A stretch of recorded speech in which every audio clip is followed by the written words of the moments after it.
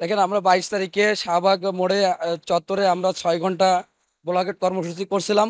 সেখান থেকে স্বাস্থ্য মন্ত্রণালয় আমাদের ডাকছিল। আমরা প্রশাসনের মাধ্যমে সেখানে গিয়েছিলাম, গিয়ে আমাদের 6 জনের একটা প্রতিনিধি দল এবং তারা কিছু লিখিত আশ্বাস দিছিল। কিন্তু এখনো পর্যন্ত এবং লিখিত আশ্বাস এবং সেখানে আমাদের বলা হয়েছিল যে তোমাদের 7 দিনের মধ্যে এটা শুরু করা হবে।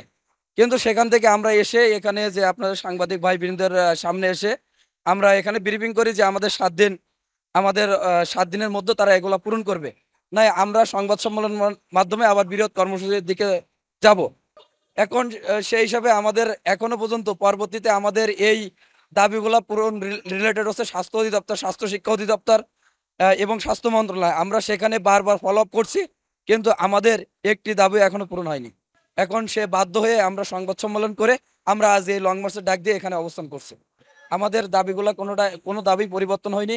আমাদের আগের যে 4 দফা দাবি, দেখেন আমরা আজকে সারা বাংলাদেশে আজকে যারা হচ্ছে স্বাস্থ্য অধিদপ্তর, স্বাস্থ্য মন্ত্রণালয়, সেখানে গ্রাজুয়েট চিকিৎসক ভাইবৃন্দ থাকে।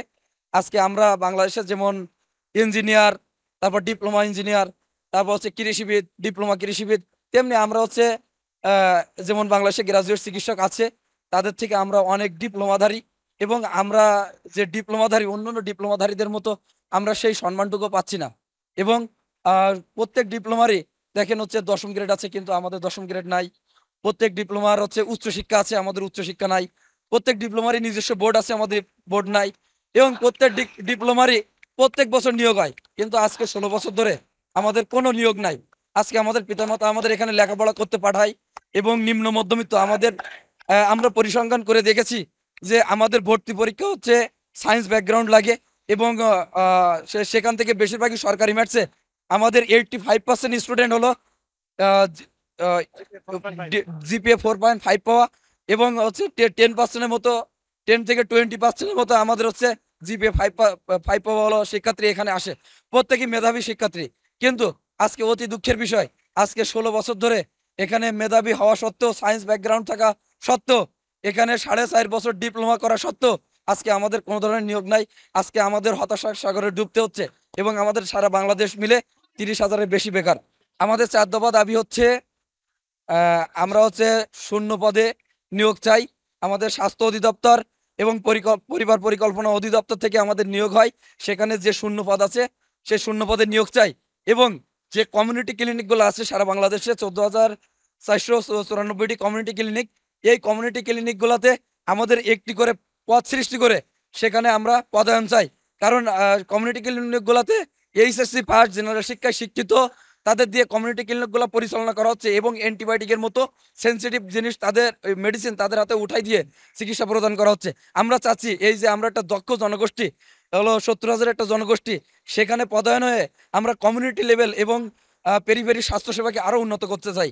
আমাদের দাবি নম্বর 1।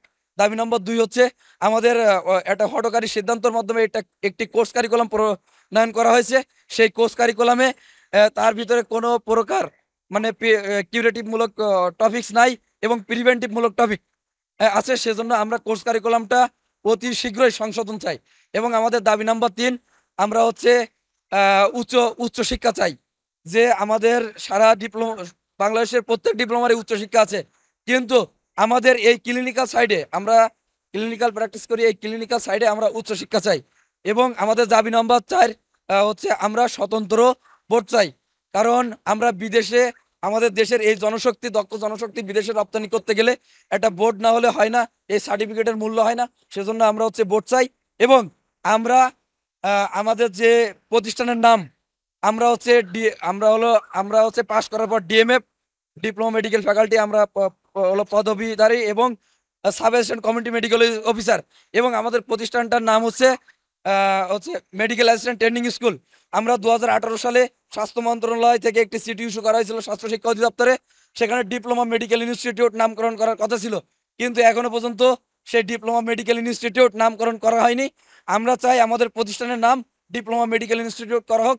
এবং আমাদের যে কোর্স কারিকুলাম, আমরা আমাদের হচ্ছে পাশ করে আমরা হচ্ছে ডিএমএফ হলো ডাক্তার, হলো ডিএমএফ ডাক্তার। এবং আমরা চাই যে আমাদের কোর্সটার নাম মেডিকেল অ্যাসিস্ট্যান্ট ট্রেনিং কোর্স থেকে সেটা হলো ডিএমএ কোর্স করা হোক বা ডিপ্লোমা মেডিকেল ফ্যাকাল্টি কোর্স করা হোক, এইগুলো হচ্ছে আমাদের দাবি।